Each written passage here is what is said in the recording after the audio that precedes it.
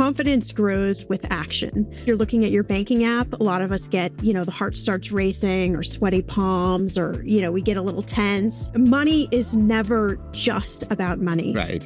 We grow up thinking that money is just math, and then we struggle to get to the place that we want to get to. Highest return days are often stacked very close to the lowest performing days. Hello, and welcome to the $100 Real Estate Investor.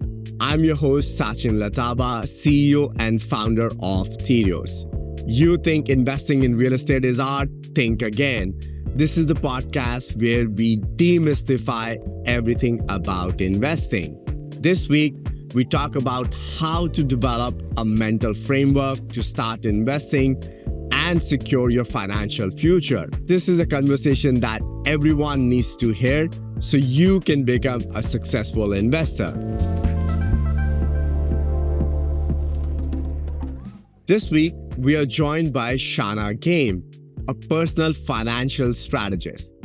Shannah is a certified financial planner and a principal at a registered investment advisory firm. She has made it her mission to transform how we think and feel about money. She's an accomplished speaker, teacher, and writer who is fearless in her pursuit of empowering her viewers about personal finance. She's the author of Unraveling Your Relationship with Money, and she writes for Huffington Post and many other publications. And you might know her as the host of the New York Times acclaimed podcast, Everyone's Talking Money. Shannah's approach is refreshing.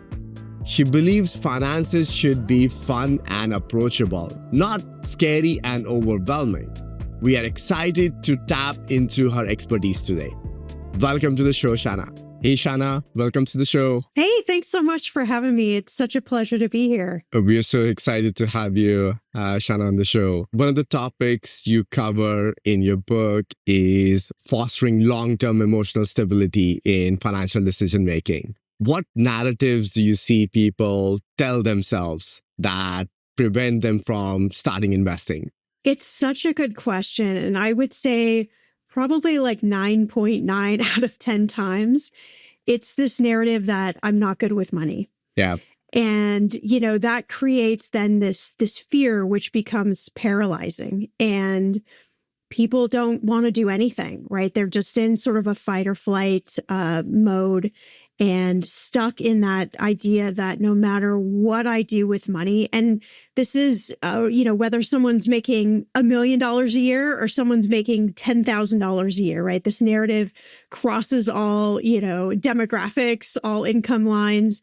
And a lot of it just comes from this scarcity messaging that we see everywhere we go around money, whether that's on TV or that's on social media or even listening to other podcasts or reading blogs. And so it really helps to kind of reinforce that narrative. What limiting beliefs might affect someone on how they invest or how they avoid investing and resist essentially getting started with investing in the first place? The belief I see all the time is this idea that the market is too risky, when in fact, really the opposite narrative is true. And that is that, not investing is actually the risk at hand that people need to pay attention to. There are times, as in when we're recording this episode, where there is a lot of volatility and a lot of fear and people aren't sure what to believe. So I think all of that goes to reinforce this belief that it's just too risky. It's really easy to look at those like kind of microscopic moments versus zooming out, right? And looking at, like the 30-year history and seeing how, majority of the history, it's up, 10 plus percentage points. But our brains just tend to go to that scarcity place. Right. Absolutely, Shannah. We named this show the $100 Real Estate Investor because I personally believe that you don't need to start with $1 million to make millions in your lifetime, right? How would you encourage someone to kind of shift their mindset to start investing? Even if it's a small dollar, let's say $100 to invest, what is the first step they should take so that they can kind of overcome that fear, the first step, analysis paralysis essentially, and take the first step to start investing? Investing isn't about how much you start with, right? It's almost irrelevant, the dollar amount. Like, whether it's $100 like you're suggesting, or Right. 1,000 or 10,000, starting to invest is creating the habit and the identity of someone who is an investor. So I think, even if you have $5 or $10 and you're putting that in, you're starting to reaffirm to yourself that, hey, I am an investor, that some of these beliefs and blocks that you might have had up to this point, that they're actually lies, like they aren't true to you. And so, just getting started, I think, starts to build that identity. That is so on point. It is a true sense of learning as well that comes with it. Once you invest, you learn what happens once you have started investing, why certain things are going up, why certain things are not going up, right? And on that thread, what is your suggestion, in terms of maybe financial foundation or knowledge you think that someone should start learning as they are looking to make their first investment, and which will eventually also help them build their confidence over time that they are doing something right? And over a long period of time, this is really going to accumulate to a large sum. I think this idea of confidence is really key, because confidence grows with action, right? That's what I believe. Those two things kind of go together. In order to get to the confidence piece is a lot of the things we've been talking about from the emotional perspective, but marrying that with like a deep understanding of your cash flow, of your debt situation. And most of us have an idea of how much money we spend, right? But we really don't have a real good roadmap of it. There's a story I share in my book about a couple who wanted to buy a house, and they made good money, and they thought, how is this not happening? And they thought they were spending like $300 a month eating out, when they were really spending about $3,000 a month eating out. And that's kind of crazy, because you think, how did they not know this was happening? But it just shows that we're all really irrational, right, around our spending. So having a good grasp on, what's coming in, that's the easy part. But what's going out, where it's going. And, you don't need a PhD or an advanced degree in finance in order to figure this out. But I think that's one of the key pieces to, feeling good about money, but also starting to invest and feeling confident about it. And I think one of the things I love from your book as well, which is you mentioned the power of automated savings as a financial hack, right? Could you elaborate a little bit more on how that really helps people stay consistent? Yeah, I'm a huge fan of automation. It just removes the emotion layer, right? It's almost like you set up a system for your money, and you're sending it in all of these directions, whether it's going towards a goal or it's going towards investing or paying off debt. And the beauty is that you're not having to think about it. It's just automatically going to these different areas. So, it's how someone can, set some automation and, in a few months be like, oh my gosh, right, I already have that much saved. Like, how did that happen? Right. But, as humans, if we have to actually go in and push the buttons and we have to make those decisions, we're going to usually find, 1,000 other things that we think we should do with that money versus just getting it growing in the direction that we want it to grow in. Yeah, it's taking out the emotion as well as the hurdles which can prevent you from taking that step that you always think I'll get to it at some point, right? That never happens. What would you say to someone who says that they're not emotional with money? Money is just a number. How would you kind of reconcile that for them? The best way to prove that money is emotional is two things. First is to notice what happens in your body when you interact with money, right? Whether it's you're looking at your banking app, a lot of us get, the heart starts racing or sweaty palms, or, we get a little tense. Or maybe it's when we're around a partner and the topic of money comes up, right? There's some sort of bodily response that's happening. That's a cue that there is something emotional there for you to pay attention to. We're talking about investing, right? Market starts to decline. You start to feel something in your body. that is an emotional cue to show you that, there's something going on behind the scenes there with money that is definitely, emotional component. Where do our feelings around money come from? Most feelings around money start when we're very young, babies taking our first breath. And there are studies that show that by age 7, our money habits and personality have pretty much been set in stone by what we heard or saw or didn't hear or didn't see growing up. So that carries with us kind of unconsciously into our adulthood. What tips or strategies do you have for people to cut through big feelings or feeling of being overwhelmed?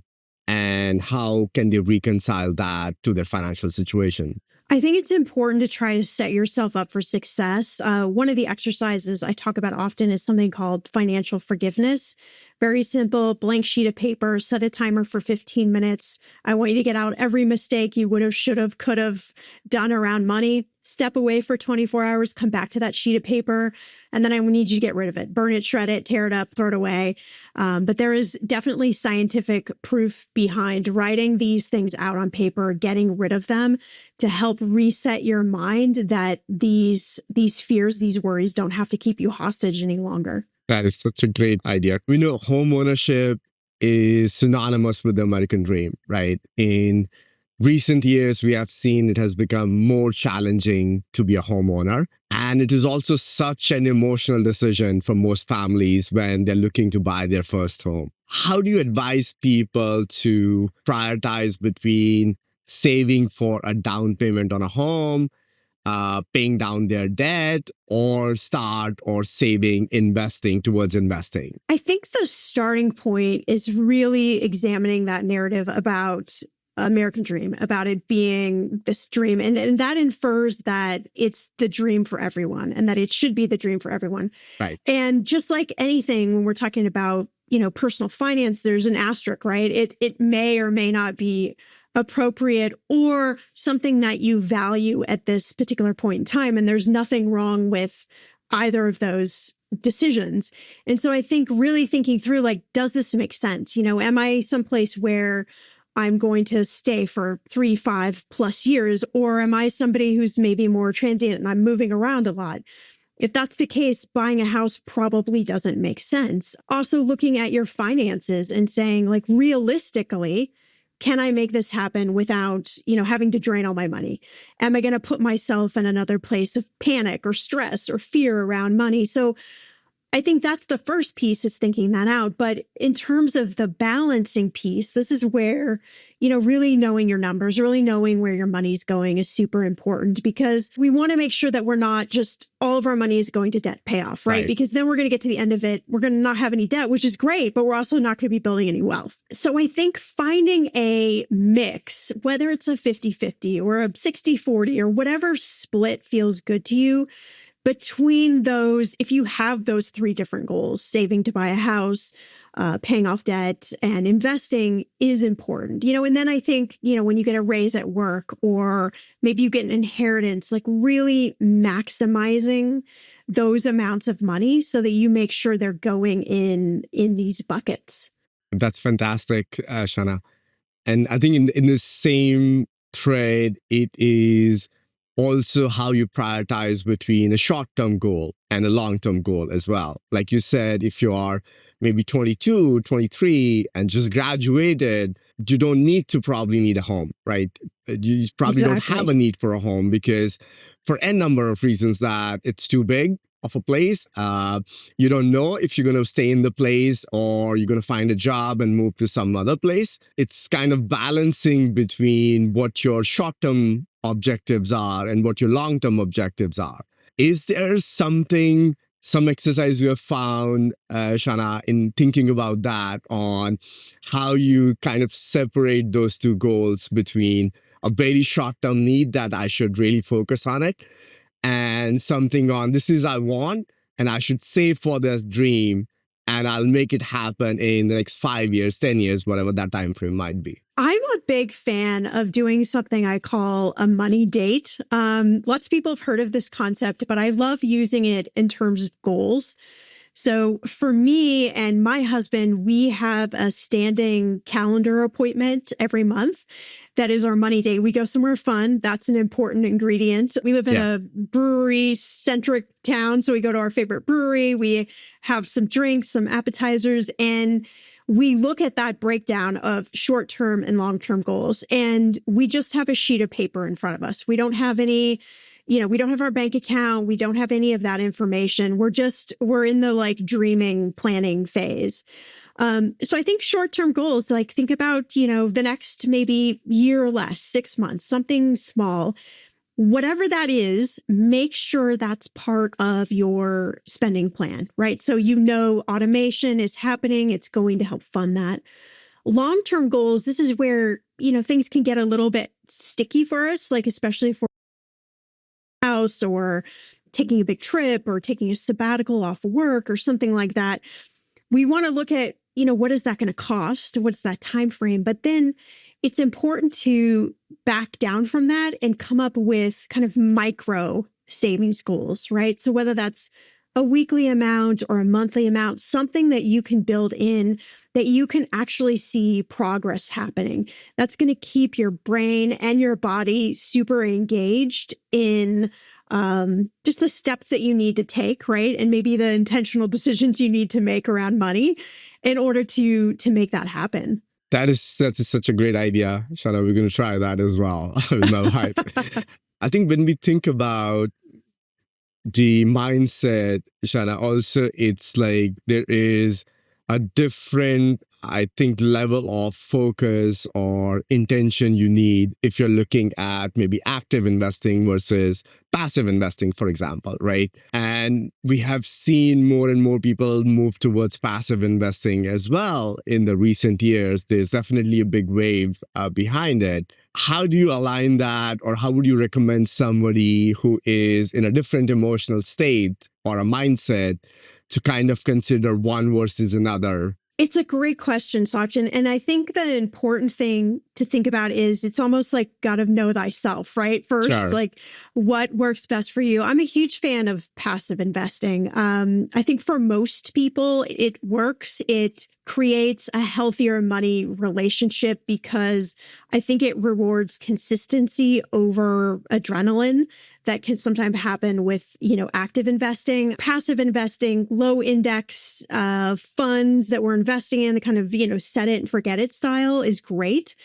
But there is also merit to active investing. And I find a lot of times we just shoot that down. If you're doing active investing, you got to know what you're doing. And you've got to marry that with keeping the emotions in check. And I think that's the hard part that certainly newer investors get stuck in that, right? We love it, of course, when something goes up. Right. It's the managing when it goes down and really thinking through strategy that is an important part of active investing, which I do feel is a skill that most of us have to kind of develop over time. Yeah, I think you're spot on, Shannah. I believe that passive investing is a great way to start as well. And I think it prevents you from taking unnecessary risk as well early on. But I love how you summarize it as know thyself, right? You have to know what works for you. There are great ways to start. And as you learn more, you can get more transition into from passive to active because you know the market real well.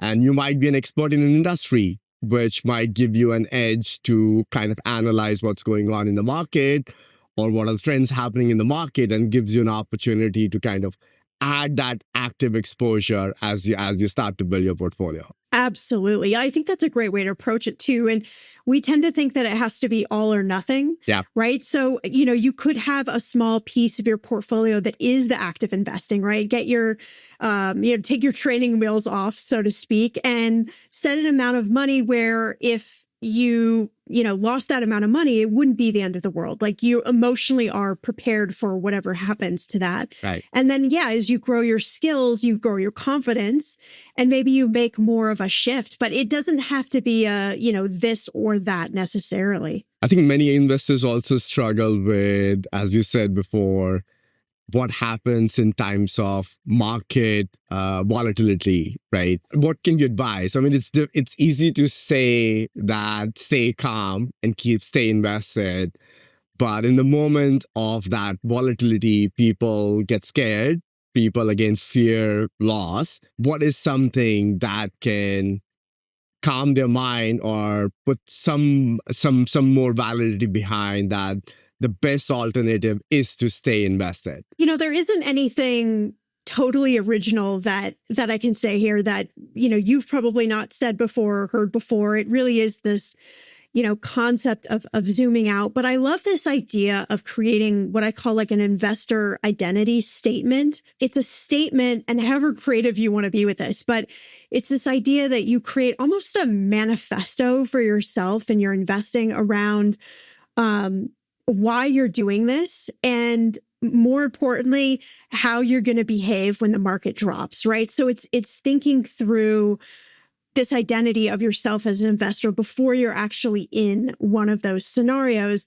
And what I love about this is it helps you kind of set the tone, right? Like reset yourself and look at it from almost like an outside perspective, right? This is sort of your credo that you're promising to yourself, and if that doesn't work, right? I mean, there's nothing wrong with let's just log out of the app. Right. Like, let's just pull back from that roller coaster, because you being obsessed with looking at the numbers and looking at where it's going is not going to change necessarily the outcome of it. We know this, right? So human nature, we need to pull our brains and also our bodies out of that situation. Yeah, absolutely, Shannah. I mean, like this is nothing original as well. Like we've heard this day in, day out. But one of the kind of historical significance when we look at the stock market volatile days, it is the highest return days are often stacked very close to the lowest performing days, right? So if you make a knee-jerk reaction that market is down X amount and I'm going to get out, you're going to miss out the next move because you'll never be able to time the market perfectly, right? And historical significance stays that the worst days and the best days in the market are very stacked next to each other. So you don't want to miss out on the best days in the market just because you had knee-jerk reaction to volatility in the market. We have one of these charts on our website, to your earlier point, Shannah, that if you invested, for example, $300 a month for the next 25, 30 years, you are guaranteed to be a millionaire, right? There is nothing that can stop you, essentially. And in the moment that $200-$300 seems very insignificant for some point that, hey, I don't want to miss out on going out, or I don't want to miss out on that vacation, and $300 is nothing on a month-to-month basis.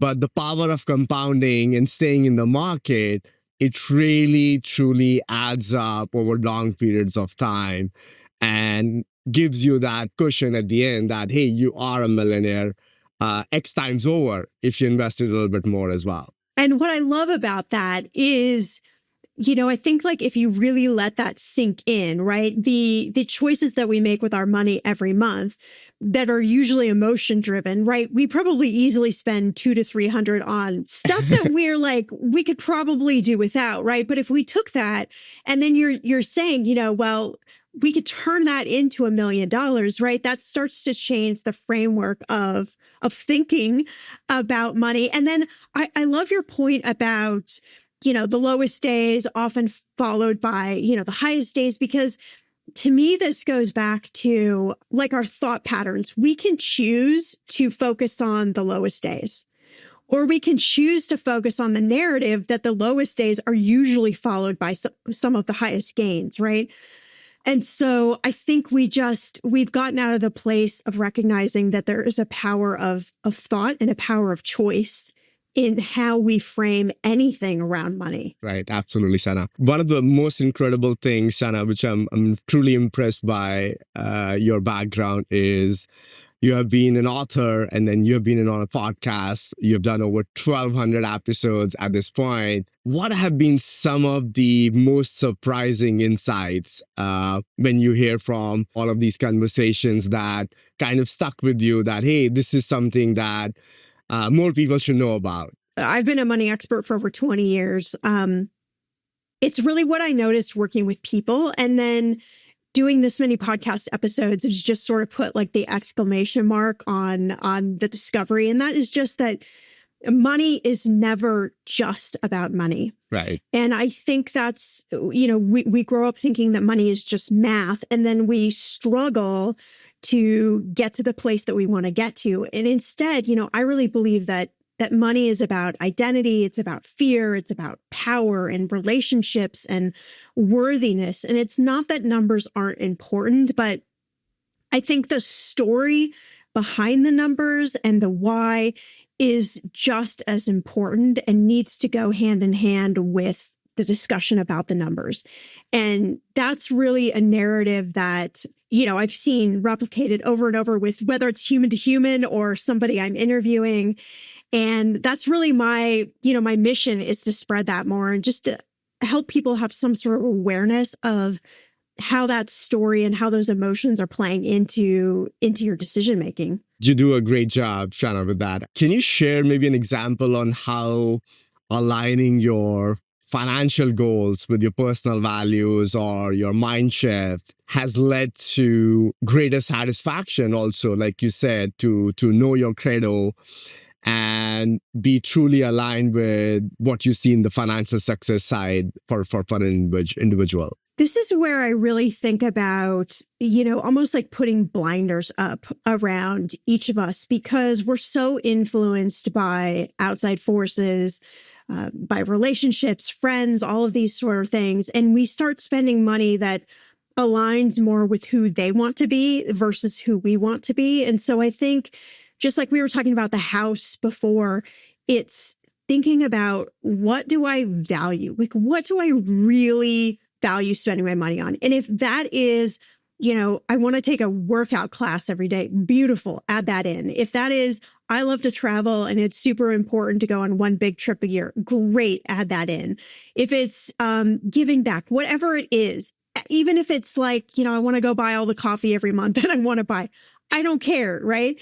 So it's focusing on, what do you value, building that in, and then building the mindset around that there's nothing to be judged, shamed, blamed. That is your choice and that is your decision how you're spending your money. And as long as you're balanced on, some of these other goals we're talking about, paying off debt and investing, and we're building wealth while we're also living life, there is absolutely nothing you need to justify to anybody but yourself. That's such a good insight. If you're spending money and that's what you really want out of life, there's no guilt you should feel spending money on that aspect. What's your favorite money saying, quote, or mantra which you keep referring back or keep quoting to other people as you meet them?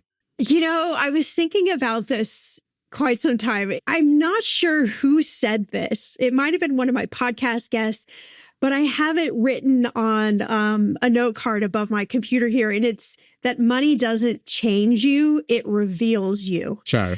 And I like that a lot, because I think that we don't think about our spending in terms of what it says about us and our identity. And I think a lot could change if we just thought about it from that perspective. Absolutely. So this is a great way to think about it. Absolutely, Shannah. We'd like to wrap up the podcast with some rapid fire questions. We'll give us a quick answer on some of these, what you think and how you approach some of these questions in your day-to-day life. What do you think is the most overrated financial advice that you have received?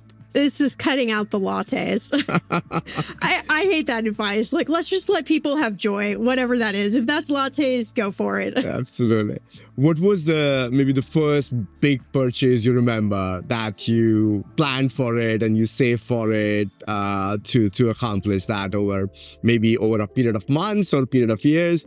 As a teenager, I saved all of my babysitting money for about a year to be able to afford third row tickets. I'm a big U2 music band fan. So in order to buy third row tickets, I saved all my money. And it was my first splurge. And it was the taste of like, oh, okay, this is what saving money can do for you. That is awesome. I'm sure it was a great experience once you finally got to it. It was. What's the best financial advice you've received? You don't have to be perfect when it comes to money. There's no such thing as perfect. There's no guaranteed 10 steps. This is a complete personal journey, and you're allowed to, mess things up from time to time, and that's okay, and that's human. I'm definitely a perfectionist, so removing that from my vocabulary has been incredibly helpful. That is fantastic, Shannah.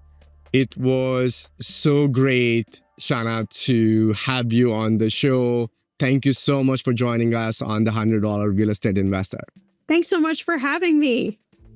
You're a fan of this show, so you know the key to real estate wealth isn't just about millions, but instead it's about how to start with your first investment. I want to share a little bit more about our company. Tirios is a real estate investing platform that makes investing in real estate as simple as investing in stocks, bonds, or crypto.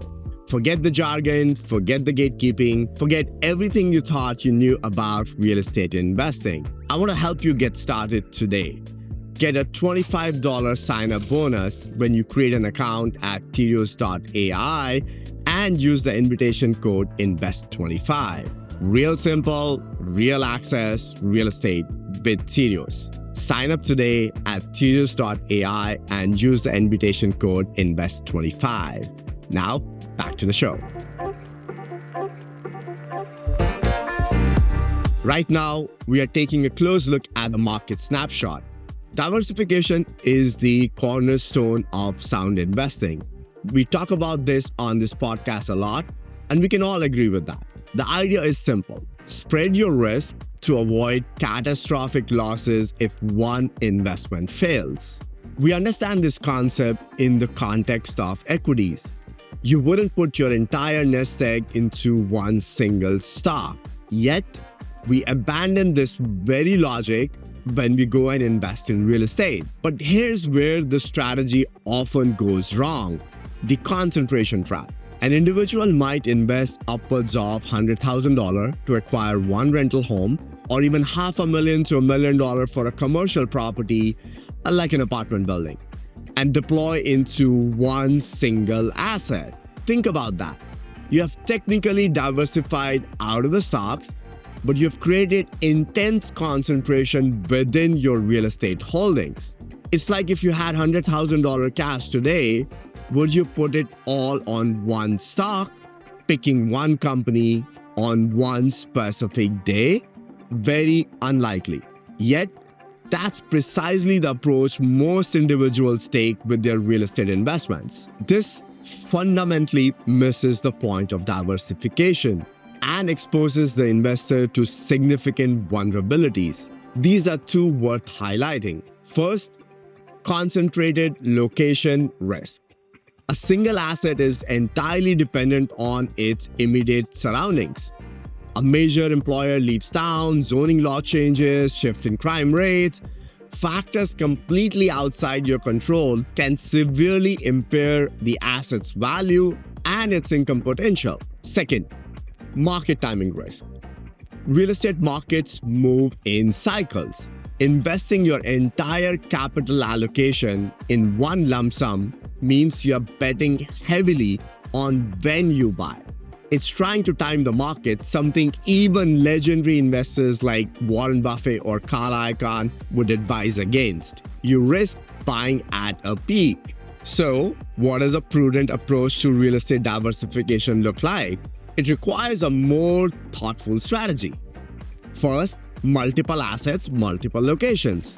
Owning several properties in different geographical areas is the most direct way to mitigate local economic shocks and avoid tenant credit risk. Now, this requires significant capital upfront and writing multiple checks simultaneously. But also consider strategic capital deployment. Essentially dollar cost averaging, but for real estate.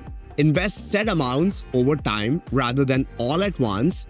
This averages out your purchase price and reduces the risk of buying only at a market high. A solution like Tirios helps you deploy your capital across multiple assets to address the concentrated location risk and in smaller allocations over a period of time to address the market timing risk. Third, adopt a long-term perspective. Like most successful investing, thinking in terms of 10, 20, or even 30 years and not quick flips.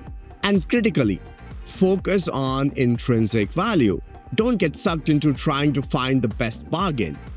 As Warren Buffett often emphasizes, it's better to pay a fair price for a great asset than a great price for a fair asset. Price matters, but the underlying quality and the value of the property matter more. The bottom line, real estate absolutely can be the most valuable part of a diversified portfolio. But concentrating your investment into a single asset isn't diversification. It's a concentrated bet on market timing. A smarter real estate strategy mirrors successful investing in stocks. Seek broad exposure, deploy capital carefully over time, focus on long-term value, and build a portfolio designed for resilience, not the one reliant on a single roll of the dice. That's all for this episode of the $100 Real Estate Investor. I'm your host, Sachin Latawa. If you learned something new, please go ahead and rate and review the show on Apple Podcasts, Spotify, or wherever you listen. Subscribe to the show on YouTube, drop us a comment or a like. Learn more about Tirios at our website, tirios.ai. Thanks to our production team at Pod People, Amy Machado, Lauren Luco, Daniel Roth, and Kai Lee. Until next time, I'm Sachin Latawa. Go out, research, and start investing with confidence. See you next time.